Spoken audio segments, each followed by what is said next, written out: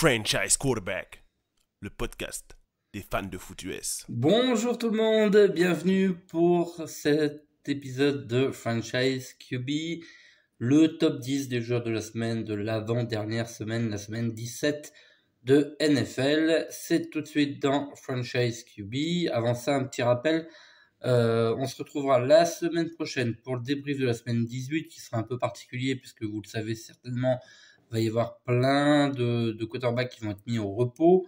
On va avoir de nouveau beaucoup d'équipes vont jouer les remplaçants quand elles sont déjà qualifiées, voire quand elles sont déjà éliminées. Donc on fera un point là-dessus et puis on fera un épisode spécial, une sorte de power ranking à nouveau. Ce que je ferai, c'est que je prendrai le quarterback qui a le plus disputé de matchs pour son équipe et puis je ferai des petits calculs pour extrapoler les positions auxquelles je les ai mis. Donc ce sera simple, ce sera s'il a été top 10, il marque 1 point. S'il a été 9e, il marque 2 points. S'il a été 8e, il marque 3 points, et ainsi de suite. Et à l'inverse, s'il était flop 10e du flop 10, il perd 1 point. 9e, il perd 2 points, et ainsi de suite. Et puis, je ferai des calculs pour extrapoler à 17 matchs. Et ça nous donnera un power ranking, entre guillemets, mathématique. C'est pas moi qui le ferai manuellement. Mathématiques pour faire un petit point un peu sur quelles ont été les performances des quarterbacks cette saison et puis comparer un petit peu avec ce qu'on avait dit en début de saison pour ceux qui ont disputé le plus de matchs et qui étaient attendus comme titulaires. On démarre donc le top 10 de la semaine, les 10 meilleurs quarterbacks de la semaine, et numéro 10, j'ai placé Gardner Minshew des Colts d'Indianapolis qui finit à 15 sur 23, 224 yards, un touchdown, pas d'interception. Que dire, une bonne saison des Colts que personne n'attendait là, un bon début de saison avec Anthony Richardson, Gardner Minshew qui est peut-être le meilleur ou en tout cas l'un des meilleurs remplaçants de la NFL au poste de quarterback a fait une belle saison également. Et ils auront leur destin entre les mains. Alors je sais pas exactement ce qui se passe. Il me semble qu'ils sont qualifiés s'ils gagnent. Et en tout cas, s'ils gagnent et que les Jaguars perdent, ils gagnent la division, c'est sûr. Je pense qu'ils auront leur spot de playoff. C'est un peu... J'ai pas regardé toutes les configurations possibles en playoff, mais voilà, en tout cas, ils vont avoir un match à enjeu, ça c'est sûr, face aux Texans lors de la dernière semaine. Et Gardner Minshew, dans un match qui n'était pas si simple que ça, il gagne que de 3 points, mais il a fait avancer les chaînes. Il n'a pas fait d'erreur et ça se conclut par une victoire. Les Colts sont toujours maîtres de leur destin, en tout cas autant que faire se peut. Et on va avoir un bel affrontement, je pense, dans le dernier match de la saison face aux Texans. 9e, j'ai placé Patrick Mahomes des Chiefs. Parce que mine de rien, ces Chiefs, même si on sait que c'est moins performant que les autres années, que Travis Kelce c'est moins bien, que les receveurs c'est un peu la cata, il a fait avancer les chaînes. 21 sur 29, 245 yards, un touchdown, pas d'interception, un fumble perdu néanmoins. Alors peu de touchdown, le kicker Harrison Butker a eu beaucoup de travail sur ce match face aux Bengals. Ceux qui l'avaient en finale de fantasy ont dû se régaler, je sais pas si certains l'avaient choisi. C'était pas mon cas, mais en tout cas belle performance en tout cas de Patrick Mahomes, seulement 9e parce que ça a coincé un peu justement quand on arrivait dans le camp adverse. Les Bengals ont bien serré la vis, mais ça a suffi pour donner des opportunités à son kicker et pour s'imposer de 8 points face aux Bengals et de faire le boulot pour les remporter cette division. C'est ce qu'il fallait faire. Maintenant, il jouera pas la semaine prochaine, on le sait. Ils ont annoncé qu'ils feraient tourner, qu'ils feraient jouer son remplaçant. Donc on verra ce que ça donne et puis surtout on verra ce que ça donne en playoff. Là, ça sera pas la même. Moi, je me méfie toujours des Chiefs. Je me méfie toujours des Chiefs. Ils auront à minima leur premier match à domicile. Jamais facile d'aller gagner là-bas. Et puis ça reste Patrick Mahomes. Voilà. Même si c'est pas le Patrick Mahomes de l'an dernier ou de certaines saisons précédentes, ça reste Patrick Mahomes. Et je ne parie que rarement contre Patrick Mahomes en playoff. Donc ça va rester une menace. Numéro 8 de ce top 10 de la semaine, j'ai placé Kyler Murray. Et ouais, Cardinals, on a gagné. Je sais pas si on est ravis d'avoir gagné, mais on a gagné. 25 sur 31, 232 yards, 3 touchdowns, une interception, un fumble qui a été recouvert par lui-même d'ailleurs, là le beau réflexe. J'ai revu le match parce que je vous cache pas que le 31 décembre, je regardais d'un œil, mais j'étais quand même occupé à autre chose. J'ai revu le match des Cardinals. Alors déjà, pourquoi il est seulement 8ème? Faut quand même dire un truc, c'est que son interception est immonde. Mais alors vraiment immonde. Bon, un problème de communication, ça arrive. Hein. En gros, voilà, le receveur, je crois que c'était Michael Wilson, ne comprend pas la même chose que ce que Kyler Murray voulait. Bon, ça peut arriver, on est à l'extérieur, il n'y a pas de problème, mais il devrait être capable quand même de se rendre compte que le receveur ne part pas dans la direction qui a été annoncée, ne fait pas le tracé qui a été annoncé, et il lance quand même la balle, et il y a personne, il y a 3 receveurs des Eagles. Donc ça se termine en pick six. C'était mal embarqué à la mi-temps et malgré tout, bah voilà, vaillant, hein, il a montré. Hein, je pense que cette fois, ça y est, on sait que c'est le franchise QB d'Arizona. Un touchdown qui m'a marqué en particulier, c'est ce touchdown pour James Conner. On a beaucoup loué et à raison c'est ce petit exploit là de Justin Fields qui avait échappé à un sac pour finalement gagner du terrain. Ça aurait pu être une perte de 10 yards, ça se finit en première tentative. Et il faut revoir ce touchdown de James Conner, le premier, celui à la passe, parce que il y a de la pression qui arrive dans son dos à Kyler Murray, donc c'est jamais facile quand vous avez un défenseur qui arrive dans le dos. Alors est-ce qu'il se rend compte, est-ce qu'il entend, est-ce qu'un de ses coéquipiers lui dit attention derrière toi? En tout cas, il arrive à faire un spin move, c'est-à-dire voilà, un spin, hein, ça veut dire voilà une sorte de toupie pour éviter le sac. Et derrière, il lance une balle qui est absolument parfaite. La réception est magnifique de James Conner, mais il la lance un peu loin volontairement. En gros, il la lance au seul endroit où seul le receveur, en l'occurrence le running back, peut l'attraper. Derrière, James Conner fait une réception magnifique à une main. Voilà, revoyez ce touchdown. Belle performance de Kyler Murray. On a réglé le problème. A priori, pas de quarterback à la draft. Ça pourrait nous coûter quand même la sélection de Marvin Harrison. Donc, cette victoire, voilà, on est avec ces équipes-là qui jouent plus rien. On sait que c'est pas forcément toujours idéal de gagner parce que ça coûte des places à la draft. En l'état, moi, ça me paraît quand même encore vraisemblable parce qu'a priori, les Cardinals devraient être 4e, devraient y avoir les Bears. Pour moi, les Bears partent soit quarterback malheureusement parce que le head coach a été prolongé, qu'il n'aime pas Justin Fields. On verra. Soit quarterback, soit trade down pour moi. Devrait y avoir les Commanders. Pour moi, les Commanders partent soit sur un tackle, soit sur un trade down également, avec une équipe qui veut un quarterback. Et les Patriots, dont on sait qu'ils vont prendre un quarterback, et la seule option pour que Marvin Harrison ne soit pas disponible au choix 4, selon moi, ce serait que Caleb Williams et Drake May partent dans les 2 premiers choix et que du coup, les Patriots prennent Marvin Harrison en 3 en se disant on prendra un quarterback au 2e tour. Voilà, c'est pas une science exacte, hein, il va se passer plein de choses, il va y avoir le combine, etc. Tout va être redistribué, mais en 4, ça me paraît encore possible. Alors par contre, si les Cardinals battent les Seahawks, a priori, là, ça ferait descendre en 7, donc ça condamnerait pas de Marvin Harrison et pas de Malik Nabers non plus, donc bon.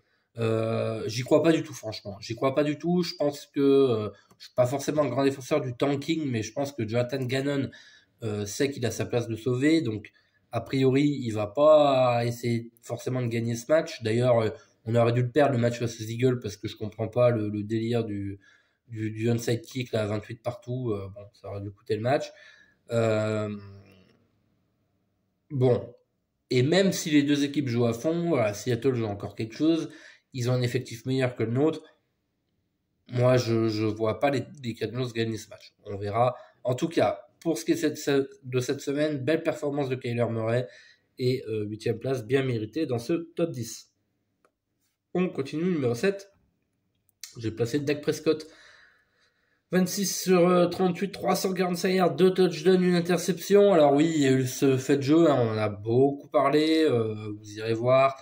Les Lions se sont fait voler en gros, hein, parce que un tackle vient se rendre éligible auprès de l'arbitre. L'arbitre comprend que c'est pas lui qui a été déclaré éligible, mais un autre qui arrive plus tard.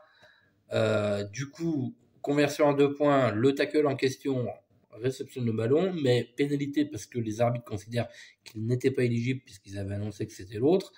Et du coup, ça fait rejouer. Sur la deuxième tentative à 2 points, il y a une pénalité des Cowboys, donc on rejoue une troisième fois. Et là, à ce moment-là, la passe est ratée. Je pense qu'ils ont eu raison de tenter le coup. Les Lions, ils jouaient pas grand-chose.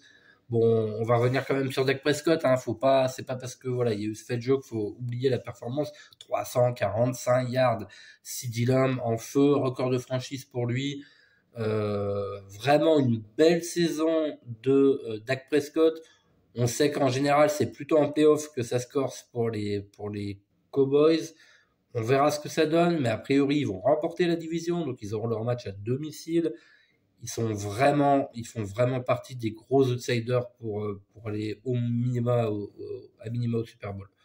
Selon moi, numéro 6, j'ai placé, et ben, à nouveau, Mason Rudolph. Qu'est-ce qu'il nous fait? C'est incroyable. Après son match statement game, hein, face aux Bengals, et ben, une victoire face aux Seahawks, 18/24, 274 yards. Alors, pas de touchdown, pas d'interception, mais voilà, les chaînes ont avancé. Grâce à lui, le jeu au sol a été performant. Alors, ça, c'est pas grâce à lui, mais voilà, tout a concordé. Et c'est quand même pour ça que je voulais le mettre là, parce que on n'est pas habitué à avoir des quarterbacks qui lancent pour 274 yards et qui font pas d'erreur du côté des Steelers cette saison. Ils ont toujours un petit espoir d'aller en playoff. Ça va être, je pense, relativement compliqué. Mais voilà, ils sont toujours là et Mason Rudolph s'est peut-être assuré une place de numéro 2 quelque part. Si ce n'est aux Steelers, ce sera ailleurs.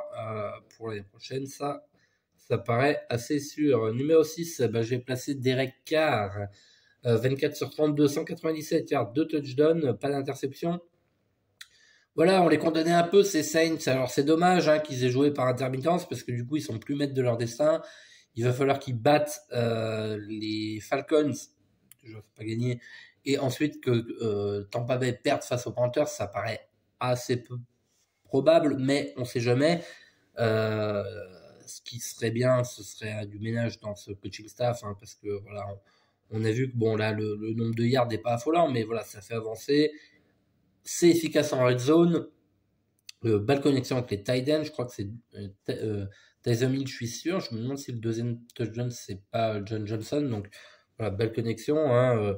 Voilà, il a un groupe de receveurs. On sait qu'il est un corps de receveurs en comptant les tight ends qui est assez encourageant. Une ligne qui est pas scandaleuse. Une bonne défense. Voilà, avec un bon coach, moi, j'ai pas de doute sur les capacités de Derek Carr à mener cette attaque des Saints. Numéro 4, j'ai placé ici Brock Purdy. Et oui, ils ont confirmé leur victoire de conférence. Ils auront donc une semaine de bye, une semaine de repos.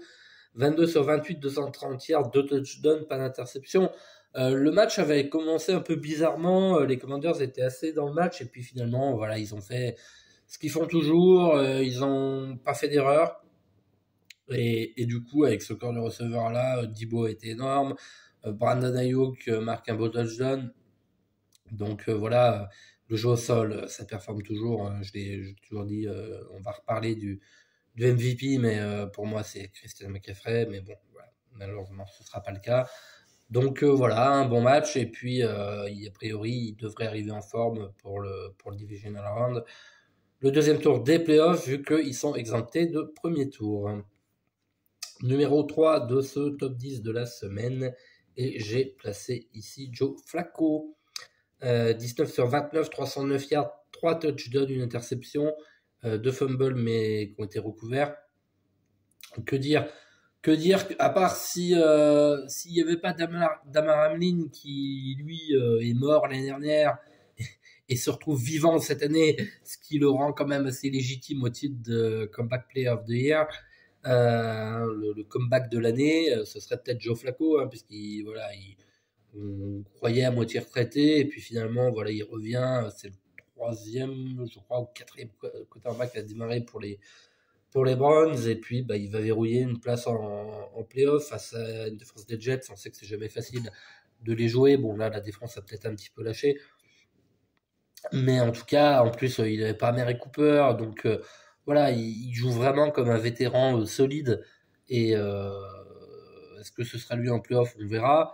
Je ne sais pas du tout je sais pas du tout quel est l'état de l'effectif au niveau des blessures, mais pourquoi pas, hein, c'est Browns, on sait que voilà, ils ont une énorme défense, et quand l'attaque tourne comme ça, avec un quarterback comme ça, et ben voilà, on se dit que c'était peut-être pas la peine de vendre la maison pour récupérer un quarterback qui n'a rien à faire en NFL.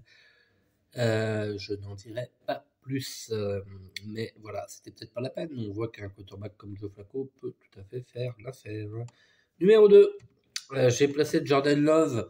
Bah ouais, match exceptionnel, 24 sur 33, 256 yards, 3 touchdowns, à la passe et un touchdown au sol. Il me fait gagner ma fantasy, enfin une de mes fantaisies en tout cas.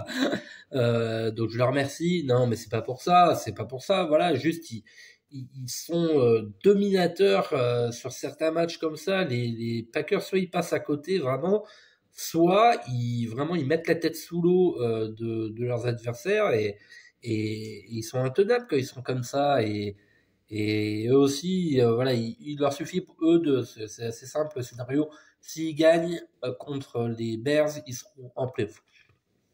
Donc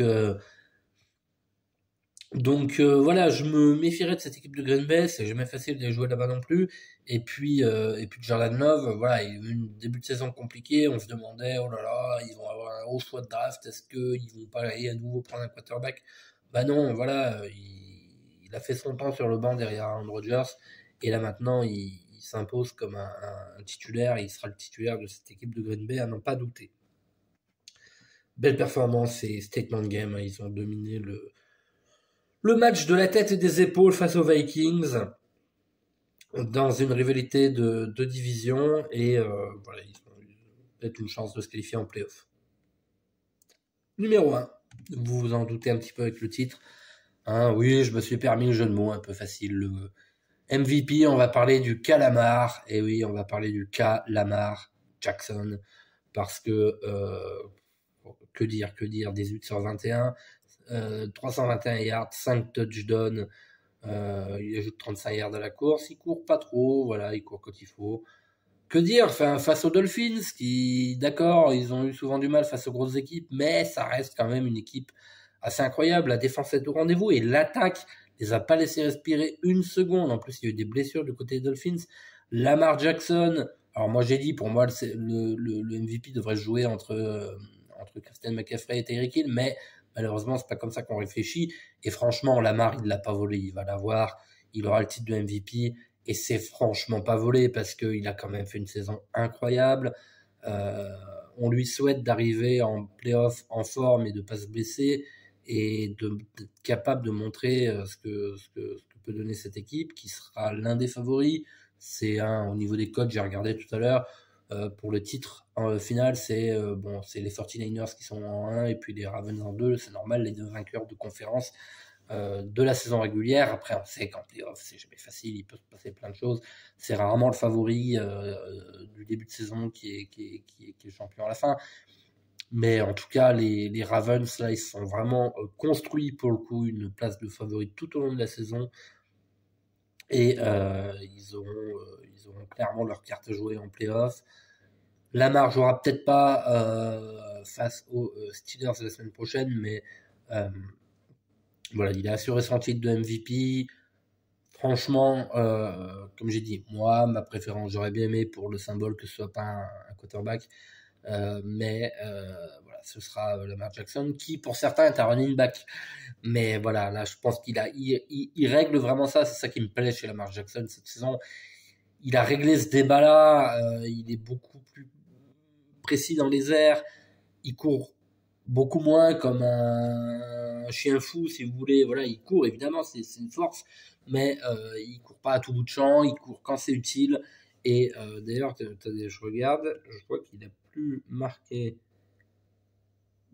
il a marqué finalement que 5 touchdowns au sol cette saison, 2 en semaine 3 face aux Colts, 2 en semaine 4 face aux Browns, 1 en semaine 7 face aux Lions, et c'est tout. Donc voilà, hein, si je lis les dernières performances à la course, c'est 35 yards, 45 yards, 97 face aux Jaguars, mais ouais, 54, 41, 17, 36, 27, 45. Donc voilà, c'est pas les matchs d'avant où il cherchait à faire 100 yards. Voilà. Là, vraiment, c'est avec parcimonie, quand c'est utile. Il a vraiment atteint la maturité, je trouve, Lamar Jackson, et ce sera avec plaisir qu'on suivra les Ravens. En tout cas, pour moi, ce sera un plaisir de suivre les Ravens en playoff. J'ai pas de préférence du coup hein, dans les équipes là qui restent, vu que les Cardinals sont évidemment pas qualifiés. Donc moi, je veux juste voir des beaux matchs et ça, Lamar Jackson sait le faire.